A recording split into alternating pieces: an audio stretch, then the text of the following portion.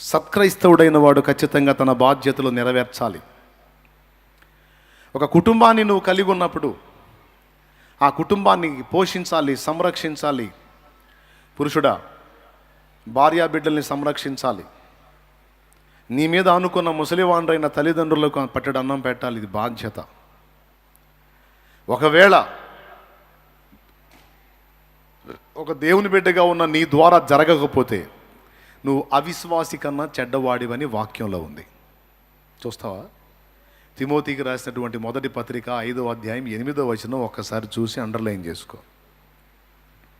చూడు, ఎవడైనను ఒక భార్యగా, ఒక భర్తగా, ఒక కొడుకుగా, కూతురుగా, తల్లిగా, తండ్రిగా దేవుడు నీకు ఇచ్చిన బాధ్యతలు నువ్వు సంరక్షించాల్సిన వ్యక్తుల విషయంలో నువ్వు సీరియస్గా ఉండకపోతే, బాధ్యతగా వ్యవహరించకపోతే నువ్వేమై ఉన్నావు చూడు అక్కడ. ఎవడైనను స్వకీయులను విశేషముగా తన ఇంటి వారిని సంరక్షింపకపోయిన ఎడల వాడు విశ్వాస త్యాగము చేసిన వాడై అవిశ్వాసి కన్నా చెడ్డవాడై ఉండును. దేవుని వాక్యం ఎరగని లోకుల సంగతి పక్కన పెడితే దేవుని వాక్యం ఎరిగిన మన విషయంలో ఒక తీవ్రమైన హెచ్చరిక అది. బాధ్యతలు వదిలేసి బలాదూరుగా తిరగడానికి దేవుని వాక్యం ఒప్పుకోదు. ఒక భార్యగా నీ భర్త విషయంలో నువ్వు కలిగి ఉండాల్సిన బాధ్యతలు నువ్వు నెరవేర్చాలి, లేకపోతే లెక్క చెప్పాలి. ఒక భర్తగా నీ భార్య విషయంలో నెరవేర్చాల్సిన బాధ్యతలు నెరవేర్చాలి, లేకపోతే లెక్క చెప్పాలి. ఒక కొడుకుగా, కూతురిగా నిన్ను కన్నవారి విషయంలో నీ బాధ్యతను నువ్వు నెరవేర్చాలి, లేకపోతే లెక్క చెప్పాలి. అడుగుతాడు, పాయింట్అవుట్ చేస్తాడు. మరి రేపు న్యాయపీఠం దగ్గర అడిగేది అయ్యే. బాగా తిన్నావా, నిద్ర పట్టిందా, బాగా జీర్ణమైందా, ఇక అది అడిగేది అక్కడ. అయ్యగా అది అడిగేది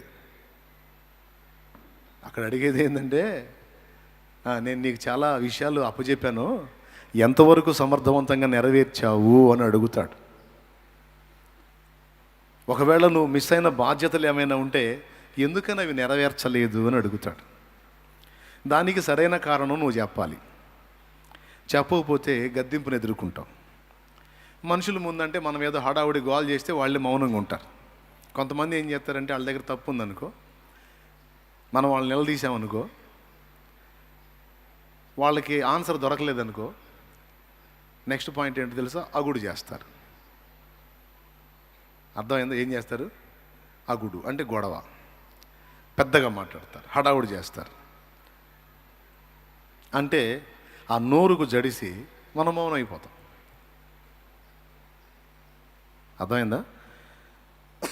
కానీ అక్కడ అగుడు చేయడానికి లేదు, పళ్ళు రాళ్ళు కొడతాడు అన్నమాట.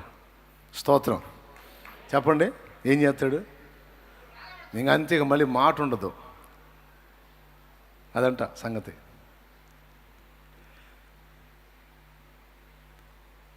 అడుగుతాడు అక్కడ, లెక్క అడుగుతాడు, లేఖనము చూపించి అడుగుతాడు. నా గ్రంథములో, నా లేఖనములో నేనేం చెప్పాను? స్వకీయులను విశేషముగా తన సొంత ఇంటి వారిని సంరక్షింపకపోతే వాడు విశ్వాస త్యాగం చేసిన వాడై అవిశ్వాసి కన్నా చెడ్డవాడవుతాడని నేను చెప్పాను కదా, ఎందుకు ఆ మాటను నువ్వు తీవ్రంగా తీసుకోలేదని అడుగుతాడు. మనం ఆన్సర్ చేసుకోవాలి రేపు అక్కడ. అందుకే దేవుడిచ్చినటువంటి బాధ్యతలను మనం ఖచ్చితంగా నెరవేర్చాలి. ఆ స్థితిలో ఉండి కూడా తల్లి బాధ్యతను నెరవేర్చాడు ఆయన. చావుకు సమీపంలో ఉండి కూడా శిష్యుడిగా తన బాధ్యతను నెరవేర్చాడు యోహాను. వీళ్ళిద్దరూ కలిసి ఒక గొప్ప పాఠాన్ని మనకి ఇస్తున్నారు. ఎవరెవరి దగ్గర ఏ ఏ బాధ్యతలను ఎలా నెరవేర్చాలి, ఎవరి విషయంలో మనం ఏ విధంగా ప్రవర్తించాలి. నీకు ఇచ్చింది చిన్న బాధ్యత అయినా పెద్ద బాధ్యత అయినా.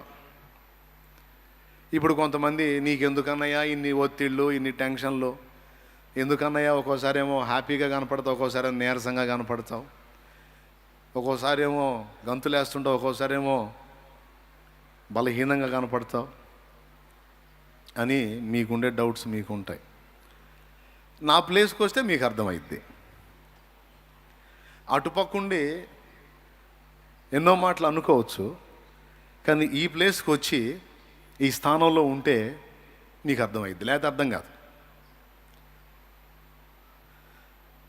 ఎన్ని బాధ్యతలను నేను నెరవేర్చాల్సి ఉంటుందో. మీ వంటి వాడనైతే నాకంత ప్రెజర్ ఉండదు, నాకంత ఒత్తిడి ఉండదు.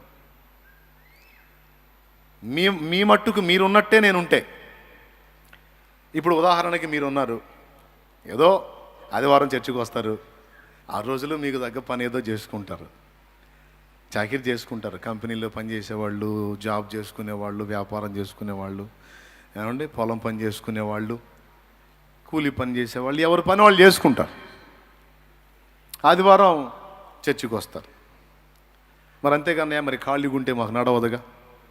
ఓకే, కాదని నేను అన్నానా? నడవదు. కానీ నేను మీలాంటి వాడినే, మీ వల్లే వర్క్ చేసిన అంతటితో ఆగలేకపోయాను. ఎందుకంటే నాకు దేవుడు అప్పగించిన బాధ్యత ఇంతవరకేనా? ఈ కుటుంబానికి పట్టెడు అన్నం పెట్టి, ఈ కుటుంబాన్ని బతికించుకొని, ఇంతవరకు వీళ్ళ బాధ్యతలు నెరవేర్చి నా బతుకుని తెల్లార్చుకోవటమేనా?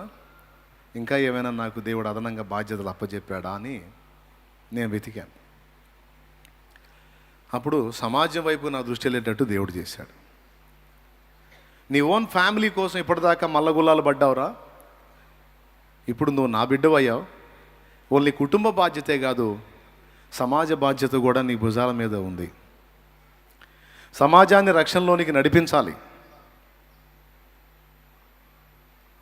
నీ ఇరుగు పొరుగులు, నీ చుట్టుపక్కల ఉన్న వాళ్ళు ఎంతోమంది నశించిపోతున్నారు. నా దాసులను చూడు, డేవిడ్ బ్రైనార్డ్ రెడ్ ఇండియన్ల మధ్యలోకి వెళ్ళి 5 సంవత్సరాలే బ్రతికాడు, తన ప్రాణం అక్కడే పెట్టేశాడు. కనీసం ఆయన కన్ను మూసే నాటికి ఒక 100 మందిని ప్రభావితం చేసి ఉన్నాడో లేదో తెలియదు. ఆ 100 మందిని కూడా ప్రభావితం చేయని స్థితి, ఆ కొద్దిమంది ఆత్మల కోసం తన ప్రాణమే అక్కడ పెట్టేశాడు. డేవిడ్ బ్రైనార్డ్ లాగా నువ్వు ఆలోచించకపోతే ఎట్లా?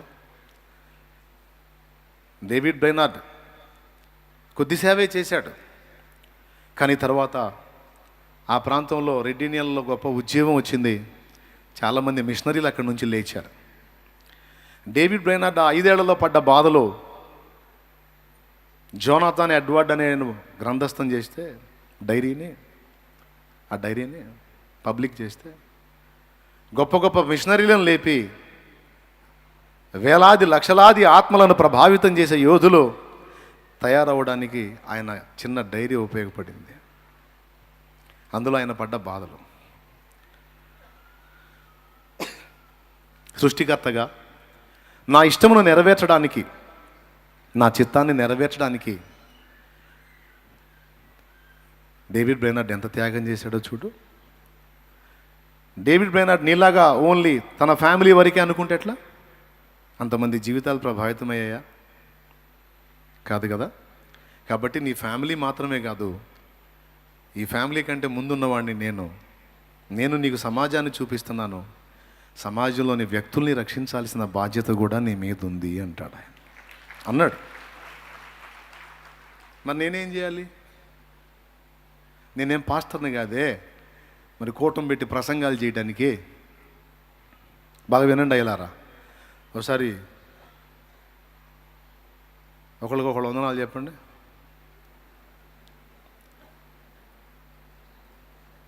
కరోనా లేదు, చేతులు కలపండి. రైట్.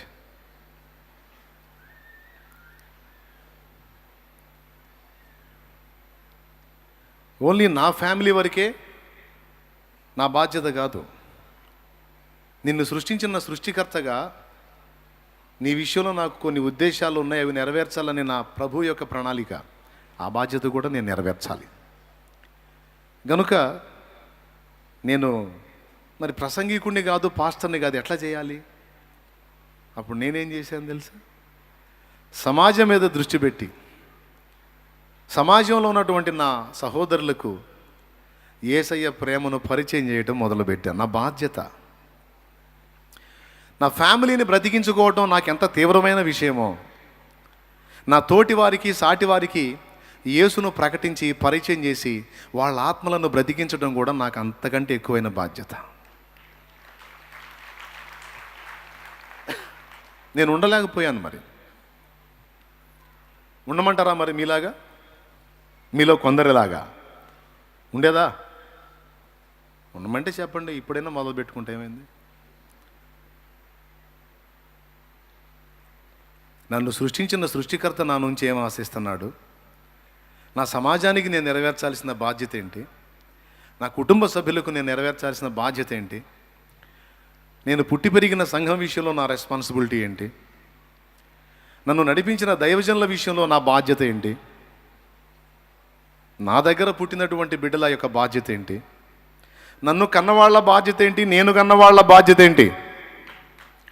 ఇవన్నిటినీ పరిగణలో తీసుకున్నా. చిన్నగా ఎవరి బాధ్యతను వారికి నెరవేర్చడానికి సాధన చేశా. దానికోసం కొంచెం ఖర్చు కావాలి, మనం కొన్ని ఒత్తిళ్ళు ఎదుర్కోవాలి. అదే కదా మరి జీవితానికి సార్థకత. బాధ్యతలన్నీ వదిలేసి గాలికి తిరగటం సార్థకత కాదుగా. ఏమండి? పిల్లల్ని కన్నాం, వాళ్ళని వదిలేసి వాళ్ళని పట్టించుకోకుండా, వాళ్ళ బాధ్యతలు నెరవేర్చకుండా, వాళ్ళకి పట్టెడు అన్నం పెట్టకుండా, వస్త్రం ఇవ్వకుండా, వాడికి స్కూల్ ఫీజు కట్టకుండా, వాడి బాధ్యత నెరవేర్చకుండా వాళ్ళని అలాగే వదిలేసి మనమేదో రంగు నీళ్లు దాక్కుంటా, మత్తులో బబ్బుంటా, మన బాధ్యతలను నెరవేర్చకుండా మన మత్తు, మన ఆనందం, ఆగలేనమ్మాయి షేకు వస్తుంది, కాస్త బడాలమ్మాయి షేకు వస్తుంది, షేకు వస్తుంది అమ్మాయి, అస్సలు తలబట్టేసింది అమ్మాయి, నిన్న దాగిన దానికి తలబట్టిందని ఇవాళ తాగుతాడు, ఇవాళ తాగిందని తలబట్టిందని మళ్ళీ రేపు తాగుతాడు. ఇక ఎప్పుడు రోజు తలబడతానే ఉంటాడు, తాగుతానే ఉంటాడు. ఏం చేద్దాం? తలబట్టేస్తుంది మరి పాపం బిడ్డ. మరి ఏం చేద్దాం? తలబట్టి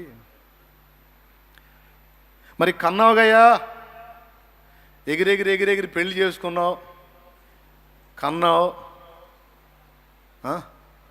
మరి కన్నోళ్ళ గతి ఏందయ్యా? బొచ్చ తీసుకుని అడుక్కోవాలయ్యా? ఏం చేయాలయ్యా? నువ్వు కన్న బిడ్డలో మరొక తండ్రి తన బిడ్డలకు బాధ్యత నెరవేరుస్తుంటే ఆ తండ్రిని, ఆ పిల్లల్ని చూసి నీ పిల్లలు ఏడవాలయ్యా? మేము ఆయన కడుపును ఎందుకు పుట్టలేదు, మేము మా నాన్న కడుపును ఎందుకు పుట్టాము అని అనుకోవాలా అయ్యా? మరి అనుకోక ఏం చేస్తారయ్యా? బాధ్యత ఎరగక కామానికి కని ఆ పిల్లల బాగోగులను పట్టించుకోకుండా నీ మత్తు, నీ సౌఖ్యం, నీ ఆనందం, నీ సుఖం, నీ సంతోషాన్నే నువ్వు చూసుకుని అటు భార్యని, ఇటు పిల్లల్ని లోకానికి అప్పచెప్పి బాధ్యతను వదిలేసి బ్రతుకుతున్నావు కదా.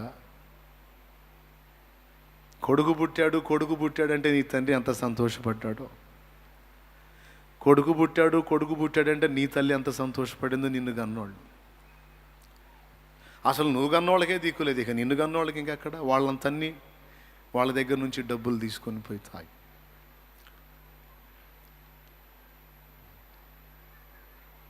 బాధ్యతను విస్మరించి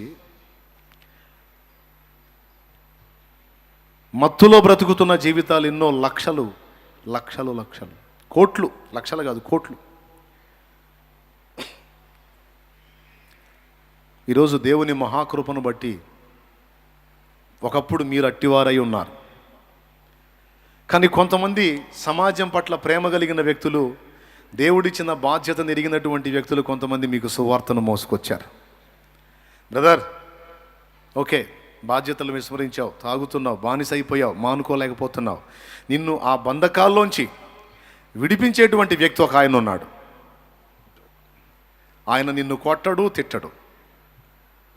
తాగుపోతాడా, నువ్వు అట్టబోతావు, ఇట్టబోతావు, నాశనం అయిపోతావు అని కూడా అనడు. నువ్వు ఎలా దాన్ని జయించాలో నీకు దారి చూపిస్తాడు. రా ఆయన దగ్గరకు రా అని ఆ మహానుభావుడు, ఏ మహానుభావుడో, ఏ మహాతల్లో నీ విషయంలో కాస్త బాధ్యత తీసుకున్నారు. పాపం వాళ్ళకుండే బాధలు వాళ్ళకున్నాయి, వాళ్ళకుండే కష్టాలు వాళ్ళకున్నాయి, వాళ్ళకుండే కన్నీళ్ళు వాళ్ళకున్నాయి, వాళ్ళకుండే సమస్యలు, వాళ్ళ ఫ్యామిలీ సమస్యలు వాళ్ళకున్నాయి. అవన్నీ పక్కన పెట్టి నిన్ను చూసి నీ కోసం ఏడ్చి, నువ్వు ఎట్లనన్నా బాగుపడాలని నీ కోసం ప్రార్థన చేసి, తరచుగా నీ దగ్గరకు వచ్చి నిన్ను ప్రోత్సహించి బలపరిచి ఇక్కడ దాకా పట్టుకొచ్చారు. ఏ మహానుభావుడో ఏ మహాతల్లో మరి నీ విషయంలో కష్టపడ్డారు. ఈరోజు వాళ్ళు నిన్ను ఇక్కడ దాకా తీసుకొస్తే ఇక్కడ దేవుని వాక్యం విని దేవుని ప్రేమ చేత తాకబడి క్రీస్తు శిలువను తెలుసుకొని జీవితపు విలువలు అర్థమయ్యి పశ్చాత్తాపపడి మారు మనసు పొంది మనోనేత్రాలు వెలిగించబడ్డ వాడవై కర్తవ్యాన్ని తెలుసుకొని పశువు కంటే హీనంగా బ్రతుకుతున్నాను ఏంటి నేను? ఇది కాదు కదా జీవితం. దేవుడు నాతోనే స్పష్టంగా మాట్లాడుతున్నాడు. నేను ఎలాగా ఉండనో ఎలాగా ఉంటానో నా బ్రతుకంతా ఇక్కడ వెల్లడి చేస్తున్నాడు దేవుడు. ఇంత స్పష్టంగా దేవుడు నాతో మాట్లాడుతుంటే ఇంకా నేను ఎందుకు బతకలా? చెడిపోయిన బతుకు అన్నా. నన్ను ఇక్కడ దాకా తీసుకొచ్చి మంచి పని చేసావన్నా. నేను ఇక వారం వారం కలుస్తానన్నా. ఎక్కడ కోట ఉంటే అక్కడికి నీతో పాటు అన్నోళ్ళు ఏడ కోటం పెడితే ఆడికి నేను వస్తానన్నా. నన్ను మాత్రం వదిలిపెట్టు, తీసుకెళ్ళి అంటే ఆ మహానుభావుడు ఏ మహానుభావుడో మరి నీ కోసం కష్టపడి నిన్ను వెంటేసుకొని తీసుకెళ్ళి ఆ వాక్యం బాగా నీకు అందేటట్టు చేస్తే ఈరోజు నువ్వు ఆ త్రాగుడు అనే ఆ బలహీనత మీద విజయం పొంది ఆ పాపం మీద విజయం పొంది ఈరోజు మామూలు మనిషివై నీ ఫ్యామిలీ బాధ్యతలు నెరవేరుస్తూ అంతటితో ఆగకుండా నువ్వు కూడా 4 ఆత్మల్ని బాగు చేయడానికి నడుం కట్టావు.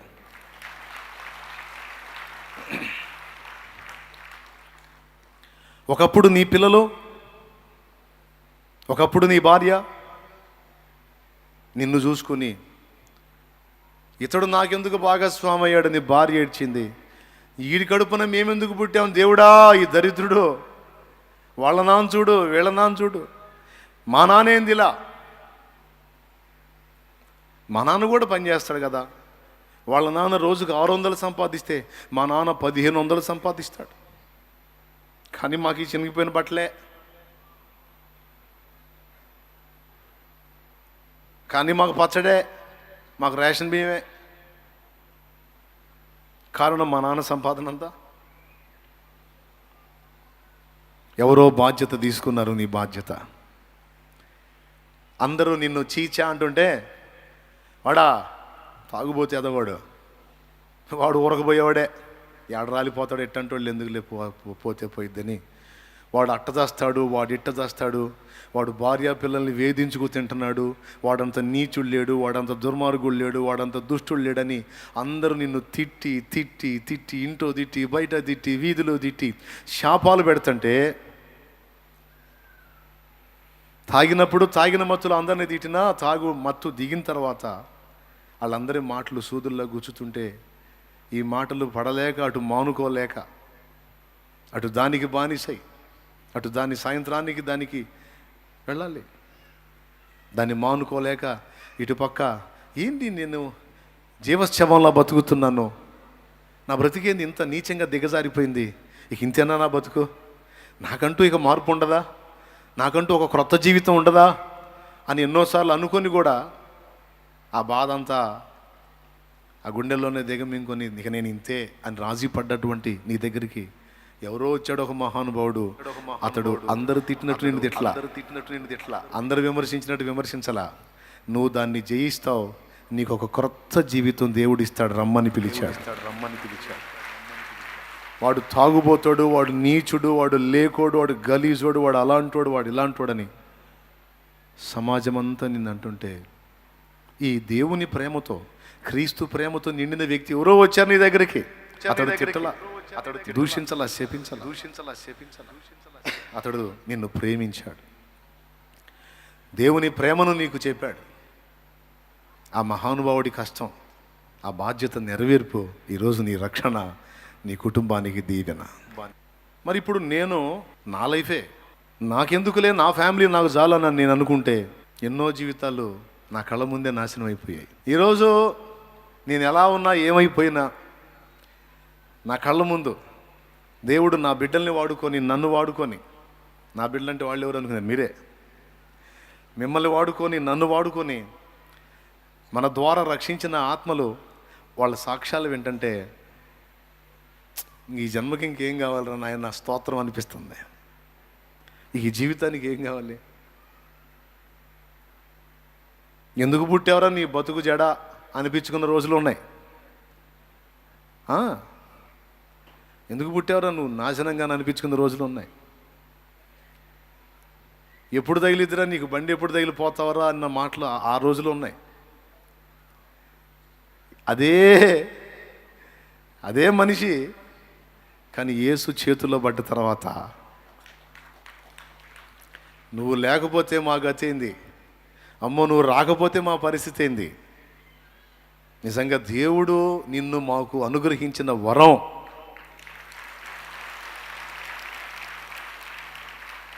నా గురించి కాదు, నీ గురించి కూడా జనం ఆ మాట అన్నారు.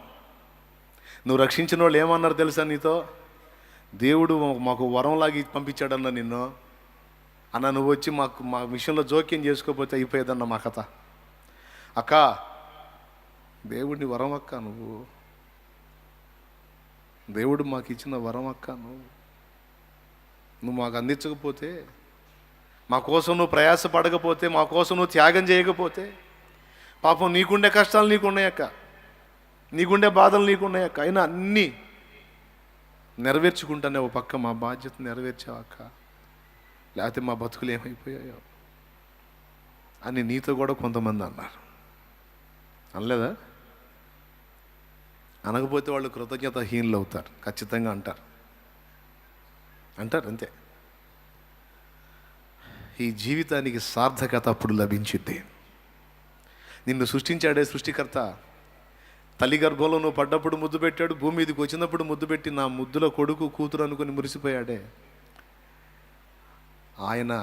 అప్పుడు నవ్వుతాడు చిరునవ్వు. ఎప్పుడు? జనులు నిన్ను గూర్చి నిజంగా నువ్వే లేకపోతే మా బ్రతుకేమగునో, ఈరోజు మాకు దీపమయ్యావు నువ్వు, మా బ్రతుకులకు రక్షణాధారమయ్యావు, నీ ద్వారానే మేము ఆ రక్షకుడిని తెలుసుకున్నాం, మా బ్రతుకులు ఇలా మారినాయి అనే మాట నిన్ను గురించి ప్రజలు అన్నప్పుడు, నిన్ను సృష్టించాడు చూడు, నీకోసం ప్రాణం పెట్టాడు చూడు, మళ్ళీ ఒక్కసారి ముద్దాడుతాడు నీకు తెలియకుండా నిన్ను.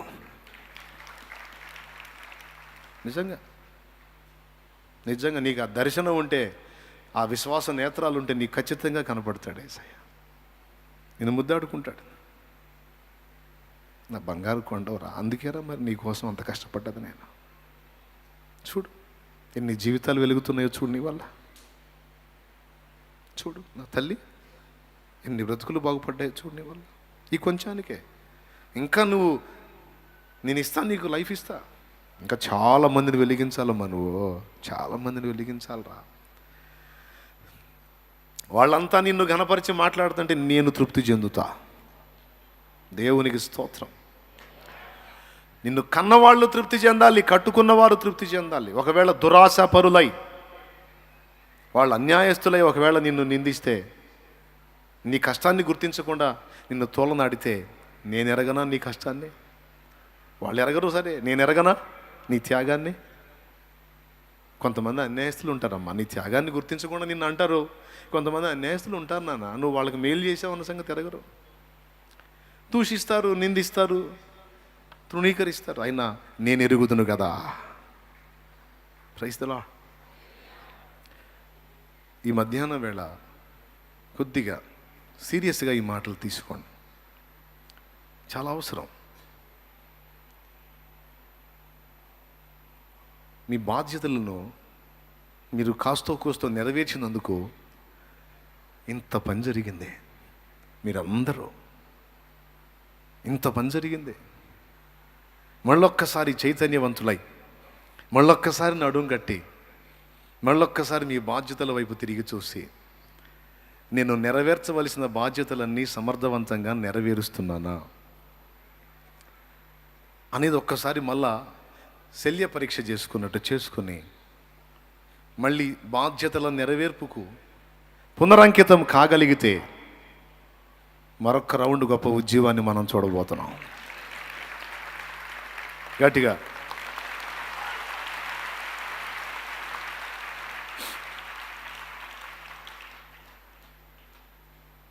కొంతమంది ఆడపిల్లలు నాకు తెలుసు, కుటుంబాలని గట్టెక్కించడానికి వాళ్ళ జీవితాలే పణంగా పెట్టేశారు. ఆడపిల్లలు పెళ్ళిళ్ళు కూడా పక్కన పెట్టేశారు. వాళ్ళ సుఖాలని, వాళ్ళ సంతోషాలని, వాళ్ళ సౌఖ్యాలు వెతుక్కోవటం కూడా మానుకున్నారు. ఫ్యామిలీ ప్రొటెక్షన్, ఫ్యామిలీ భద్రత, కష్టపడి జాబ్ చేసుకుంటూ ఫ్యామిలీకి సపోర్టుగా ఉంటూ వాళ్ళ ఆశల్ని, వాళ్ళ ఇచ్చల్ని, వాళ్ళ కోరికల్ని చంపుకొని కొవ్వొత్తిలాగా తమ జీవితాన్ని కరగదీసుకుంటూ కన్న వాళ్ళకి వెన్నుదన్నుగా నిలిచినటువంటి బంగారు తల్లుల్ని నేను ఎరుగుదును. అలాంటి తమ్ముళ్ళని నేను ఎరుగుదును. కొంతమందిని